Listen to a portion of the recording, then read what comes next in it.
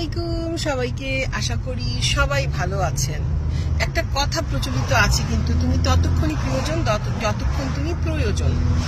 তুমি তোমার কর্মের মাধ্যমে মানুষের যখন প্রয়োজন মেটাবে তখনই তুমি সবার প্রিয়জন। যখন তুমি মেটাতে পারবে না তখন তুমি কিন্তু তার প্রিয়জন থাকবে না, তাই না?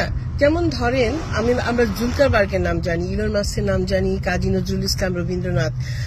কজন মানুষ দাদার নাম বলতে পারবে না? কারণ দাদা অনেক আগেই চলে গেছেন, এবং সে সেই ধরনের কর্ম করে যায়নি যার জন্য আমরা আমাদের দাদার নামটা মনে রাখবো। আর দ্বিতীয় কথা হচ্ছে, তাকে আমরা দেখিও নি। তো এই যে ব্যাপারগুলো আছে, মানুষের প্রয়োজনের জন্যই কিন্তু মানুষ মানুষকে চেনে, প্রয়োজনের জন্যই মানুষের প্রয়োজন হয়। যখন প্রয়োজন শেষ হয়ে যায়, ফুরিয়ে যায়, তখন কিন্তু মানুষের প্রয়োজন থাকে না। ভেবে দেখবেন, ভালো থাকবেন, আল্লাহ হাফেজ। আর কর্মী মানুষের পরিচয়, এটা মনে রাখবেন।